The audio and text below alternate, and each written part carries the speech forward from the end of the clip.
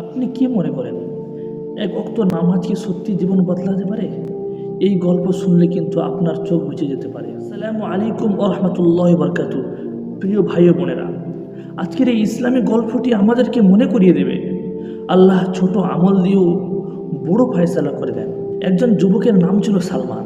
সে খুব ব্যস্ত মানুষ, কাজ, মোবাইল, দুনিয়ার চিন্তা নিয়ে নামাজ পড়তো, কিন্তু ঠিক সময় পড়তো না।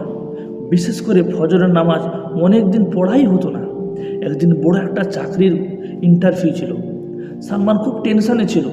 রাত ভোর আল্লাহর কাছে দোয়া করলো, হে আল্লাহ, এই চাকরিটা আমার খুবই দরকার। ভোরের আজান হলো। চোখ খুলে সে ভাবলো, আজ কি নামাজ পড়বো নাকি ঘুমাবো? হঠাৎ করে মায়ের কথা মনে পড়ল। বাবা, আল্লাহকে সময় দিলে আল্লাহ কিন্তু জীবন বদলে দেন। সালমান উঠে উজু করলো। অনেক দিন পর মন দিয়ে ফজরের নামাজ পড়ল। নামাজ শেষে চোখ ভিজে গেল। মন থেকে বলল, হে আল্লাহ, আমি আজ তোমাকে প্রাধান্য দিলাম। ইন্টারভিউ দিতে গিয়ে সে অবাক হয়ে দেখলো প্রশ্নগুলো খুব সহজ। ইন্টারভিউ বোর্ড খুব খুশি। কয়েকদিন পর কল এলো, আপনি সিলেক্ট। সালমান তখন বুঝলো এক ওয়াক্ত নামাজই তার জীবনের মোড় ঘুরিয়ে দিয়েছে।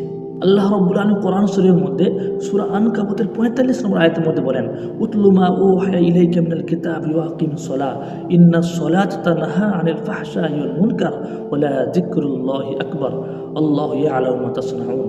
হে নবী, তোমার উপরে যে কিতাবটি নাজিল করা হয়েছে ওই কিতাবটা তুমি তেলাওয়াত করো এবং নামাজ আদায় করো।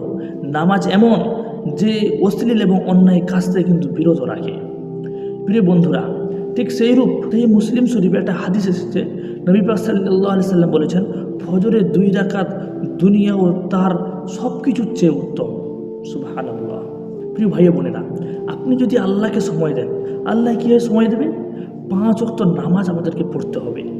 আল্লাহ কোরআনে বলেন, ফাযকুরুনি আযকুরুকুম, তুমি আমাকে স্মরণ করো, আমি তোমাকে স্মরণ করব। ঠিক সেরূপ আল্লাহ আপনার জন্য সময় এবং রিজিক আর শান্তি কিন্তু অবশ্যই খুলে দেবেন।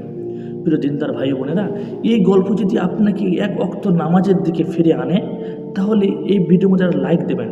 আর এমন গল্প পেতে চ্যানেলে সাবস্ক্রাইব করুন। আর ফেসবুক পেজ থেকে দেখে থাকলে অবশ্যই পেজটি ফলো দিয়ে সবসময় পাশে থাকবেন।